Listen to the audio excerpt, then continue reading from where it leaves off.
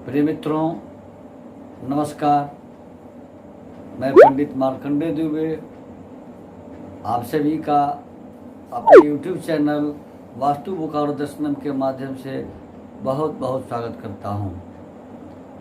मित्रों, अक्सर सुनने को मिलता है, लोग बताते हैं कि मेरी कुंडली में राजयोग है, फिर भी राजयोग का फल नहीं मिला। इस राजयोग का फल कब मिलेगा? जबकि राजयोग के भंग होने की स्थिति उसी में बनी हुई है।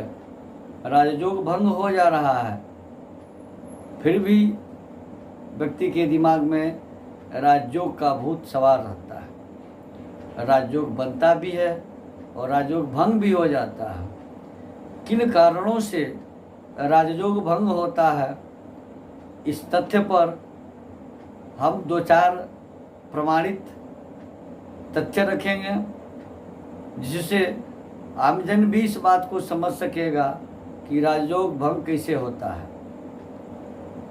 प्रायः मंगल से लेकर शनि तक, मंगल, बुध, बृहस्पति, शुक्र और शनि, ये 5 ग्रह पंच महापुरुष राजयोग बनाते हैं, पंच महापुरुष योग बनाते हैं। और इनकी बनाए हुए राजयोग को कौन से ग्रह भंग कर देते हैं, किस तरह से यह भंग हो जाता है, क्यों नहीं उस व्यक्ति को उस राजयोग का फल मिलता है, इसी पर हम आपको जानकारी देंगे। यह कार्यक्रम आरंभ किया जाए, जानकारी देने की बात शुरू की जाए, इसके पहले आप सभी से निवेदन है कि यदि अब तक आपने वास्तु बोकारो दर्शनम यूट्यूब चैनल को सब्सक्राइब नहीं किया है तो कृपया सब्सक्राइब कर लें, नोटिफिकेशन बेल को दबा दें, वीडियो लाइक करें और अधिक से अधिक लोगों को शेयर करें। कार्यक्रम को आगे बढ़ाते हैं। प्रायः मंगल, बुध, गुरु, शुक्र और शनि के द्वारा क्रमशः रुचक, भद्र, हंस, मालव्य और शश नामक राजयोग बनते हैं। इन्हें पंचमहापुरुष राजयोग कहिए या अलग अलग राजयोग कहिए। मंगल से रुचक नामक राजयोग बनता है, तो बुध से भद्र नामक राजयोग बनता है, गुरु से हंस नामक राजयोग बनता है, शुक्र से मालव्य नामक राजयोग बनता है और शनि से शश नामक राजयोग बनता है।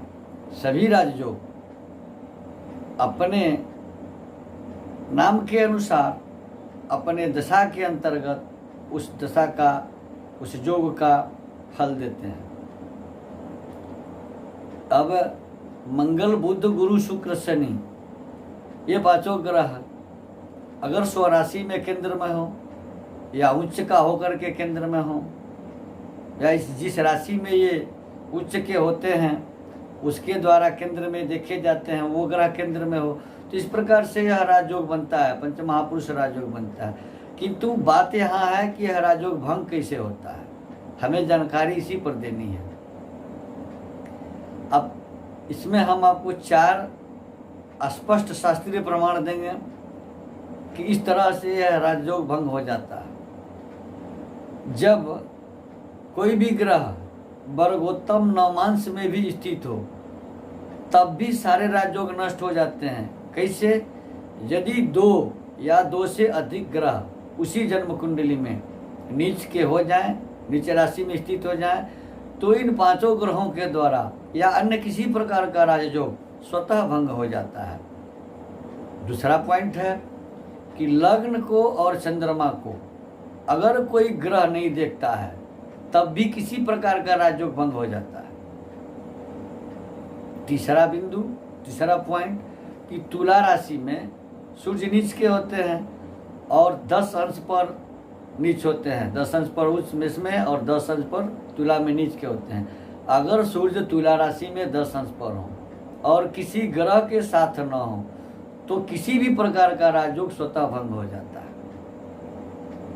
चौथा पॉइंट है, चौथा बिंदु है कि मकर लग्न में, चूँकि मकर में गुरु नीच के होते हैं, कर्क में उच्च के होते हैं, तो मकर लग्न में गुरु 5 अंश पर हों तो भी अन्य किसी प्रकार का राजयोग स्वतः भंग हो जाता है, और वह जातक जिसके कुंडली में राजयोग हो और मकर लग्न में गुरु 5 अंश पर हो, तो वह राजयोग भंग हो जाता है, और वह जातक जिसके कुंडली में यह योग है वो आजीवन दरिद्र रहता है।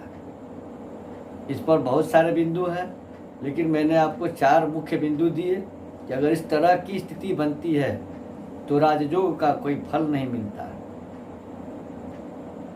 मकर लग्न में चंद्रमा सप्तमेश होता है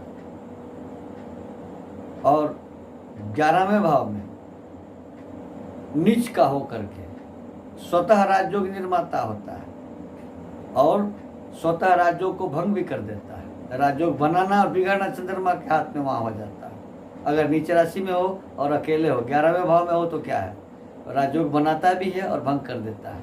इस प्रकार के बहुत सारे तथ्य हैं। छोटे से समय में, कम समय में, और छोटा छोटा प्रमाण जो शास्त्र सम्मत प्रमाण है उसको दिया, ताकि यह स्पष्ट हो जाए कि कोई व्यक्ति यह ना पूछे कि मेरे कुंडली में राजयोग है, फल क्यों नहीं मिला।